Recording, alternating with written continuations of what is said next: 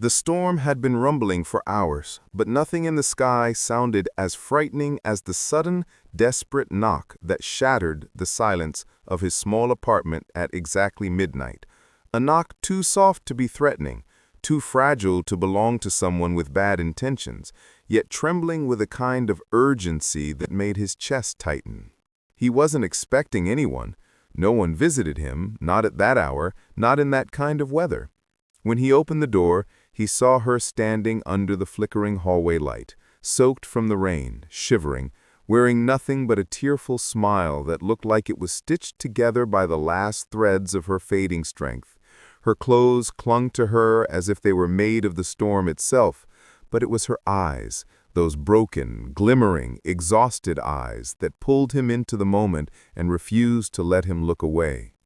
Before you continue, if you believe in kindness, healing, and second chances, please like, comment, share, and subscribe to the channel. It truly helps us reach more hearts like yours. He had not seen her in 3 years. 3 long, heavy, silent years during which life had pushed them in opposite directions, like 2 ships trapped in different tides. Back then, she had been the brightest, loudest, most hopeful person he knew. Soft laughter, warm sunlight in human form. Someone who carried joy not as an emotion, but as a language. Tonight, however, she looked like a fragile echo of who she once was, as though life had dimmed her in places where she had always been luminous. He didn't ask questions, he simply stepped aside, letting her in, watching as she crossed the threshold like someone who wasn't sure if they were allowed to breathe in peace. The warmth inside his apartment seemed to wrap around her, making her shoulders tremble, not from cold, but from release. She looked around as if everything about the space felt impossibly safe, painfully familiar, and terrifyingly distant all at once. Her tears continued falling, tracing the outline of a story she wasn't ready to speak yet. He offered her a dry towel, a blanket, a quiet moment to collect herself, and she accepted them with a gratitude that broke his heart more than her tears did. For a while, she just sat there on his couch, wrapped tightly in the blanket, staring at her trembling hands.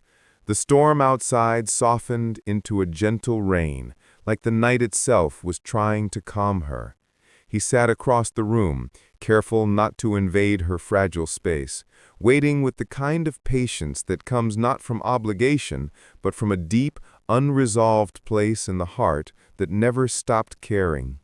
Time moved slowly, each second stretching like a fragile thread between them.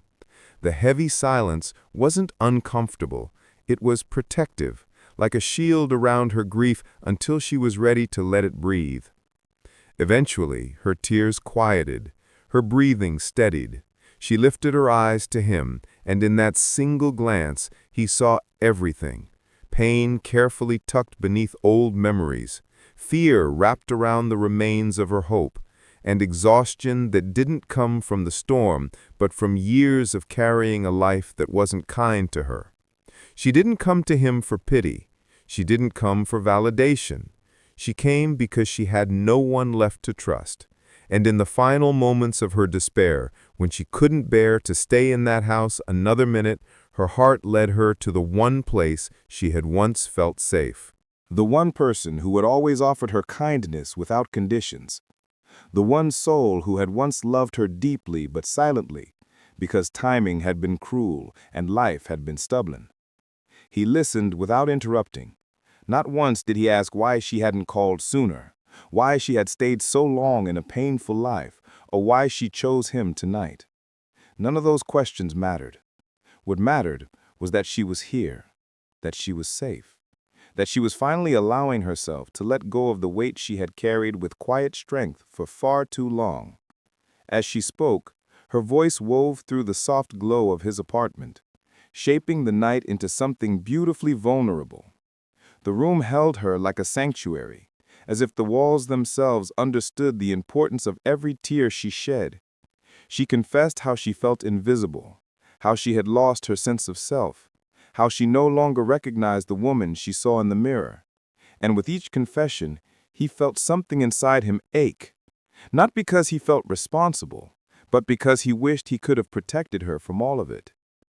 He told her in his own quiet way that none of what happened made her weak, that survival was a kind of strength most people never acknowledge, that leaving, in whatever way she managed to, was proof of her courage, not her failure.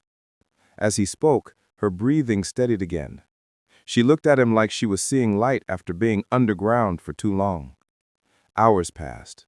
The clock ticked softly, marking the slow, careful unfolding of her heart. She rested her head against the couch, eyes fluttering with exhaustion. For the first time in years, she allowed herself to feel safe enough to fall asleep. He covered her gently with another blanket, watching her with a tenderness he thought he had buried long ago. But some feelings don't die. They simply wait.